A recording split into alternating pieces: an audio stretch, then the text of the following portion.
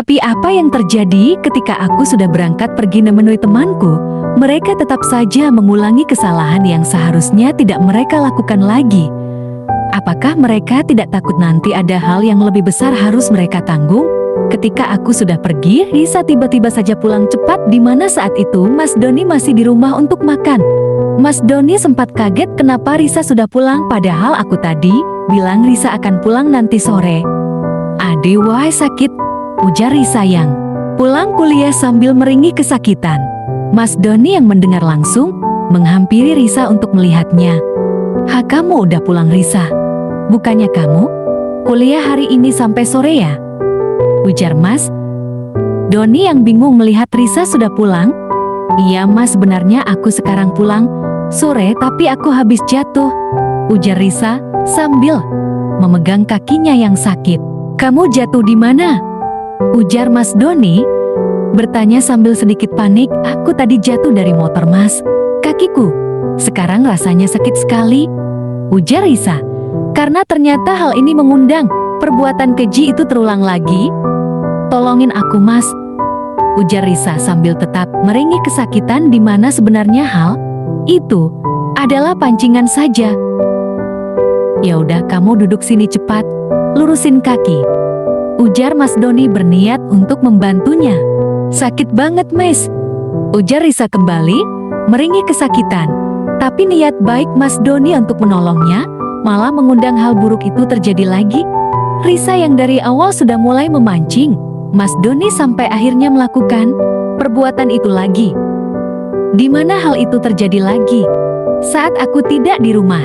Kenapa setiap perbuatan itu mereka lakukan aku terus saja sedang tidak ada di rumah? Apa mungkin ini cara untuk aku bisa melihat sendiri suatu saat perbuatan mereka? Yang jelas aku selalu merasa was-was jika Mas Doni dan Risa tengah berdua saja di rumah saat Mas Doni memberikan pertolongan kepada Risa. Saat itulah hal itu dimulai. Kembali, akal sehat mereka berdua tidak bisa dikontrol lagi. Karena hal ini saja, mereka bisa langsung terpancing untuk melakukan hal buruk itu kembali. "Duh Mas, kita lakuin hal ini lagi," ujar Risa. "Mas nggak tahu kenapa setiap kamu di dekat Mas pasti saja kita langsung melakukan hal buruk ini," ujar Mas Doni yang bingung. Kenapa jadinya malah seperti ini? Hal yang seharusnya Risa jaga untuk masa depannya malah dia berikan kepada kakak iparnya sendiri. Betapa kejamnya Risa sebagai adik kandung yang mau saja melakukan hal itu di saat kakaknya tidak berada di rumah. Apa yang terlintas di pikiran Risa semudah itu saja memberikan masa depannya? Apa tidak terfikir olehnya bagaimana nanti dia akan membangun rumah tangga bersama laki-laki lain? Yang jelas apa yang sudah diperbuat oleh Mas Doni dan Risa merupakan hal yang sangat sulit untuk dimaafkan. "Mas Ayop cepat balik ke kantor, nanti keburu Mbak Dian pulang," ujar Risa menyuruh Mas Doni untuk balik ke tempat kerjanya. Sambil Mas Doni bersiap-siap untuk segera kembali bekerja, Risa mengungkapkan apa yang dia rasakan setelah selesai melakukan hal itu. Mas, ternyata begituan juga sakit ya?" ujar Risa menjelaskan apa yang dia rasakan setelah melakukan hal itu. "Maafin Mas ya Risa, Mas salah banget sama kamu. Mas udah hancurin kamu," ujar Mas Doni yang sepertinya menyadari kesalahannya. "Iya Mas, tapi aku malahan senang," ujar Risa yang sepertinya tidak memikirkan dirinya telah hancur karena ulahnya bersama Mas Doni. Padahal apa yang telah mereka lakukan itu adalah perilaku yang sangat kejam. Kenapa sih kalau aku bersama Risa aku benar-benar tidak bisa sama sekali menahan untuk melakukan perbuatan itu? Padahal aku sendiri tahu bahwa Risa adalah adik kandung istriku sendiri. Kenapa hal ini terulang lagi? Apa yang harus aku lakukan jika suatu saat Dian mengetahui sendiri hal ini? Aku belum siap untuk menjelaskan kepadanya," ucap Mas Doni memikirkan hal apa yang harus dia lakukan saat itu. Mas Doni langsung pergi untuk segera menuju ke tempat kerja. Untung saja saat itu Mas Doni tidak berpapasan bersama Mbak Dian yang juga sudah pulang dari luar.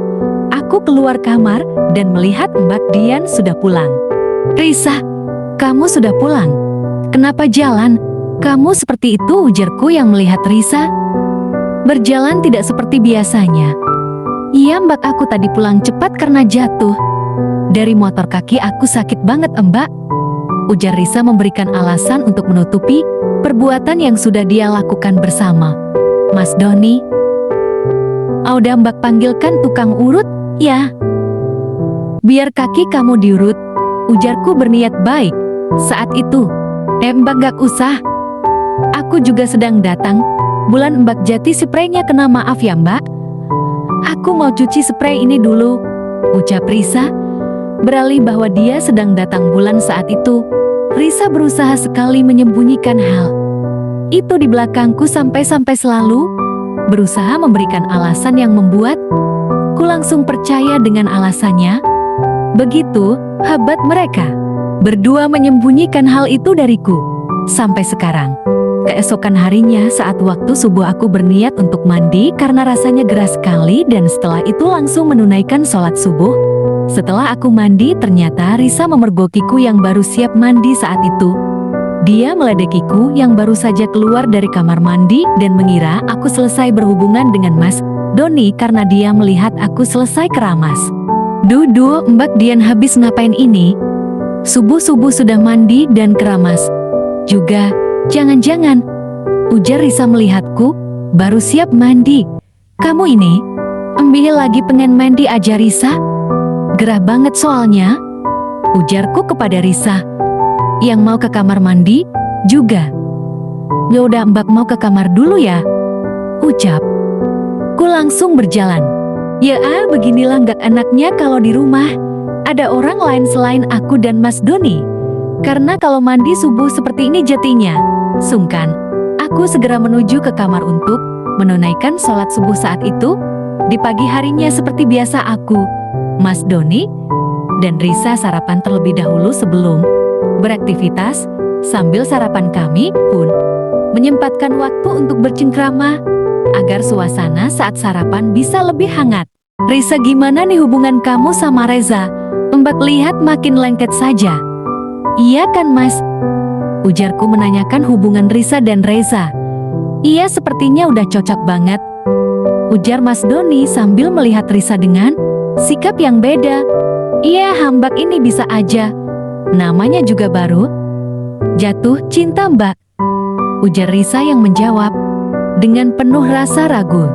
Setelah selesai sarapan, Risa pun pamit untuk segera pergi ke kampus dan aku menawarkan Risa agar pergi bersama Mas Doni saja karena tempat kerja Mas Doni sarah dengan kampus Risa. Kamu mau berangkat dek? Sama Mas Doni saja perginya, ujarku menawarkan kepada Risa. Aku melihat wajah Risa yang sedikit ragu dan menolak tawaran pergi bersama Mas Doni. Nggak mbak, aku pergi sendiri saja, ujar Risa langsung berjalan untuk pergi kuliah. Ya udah deh, hati-hati ya.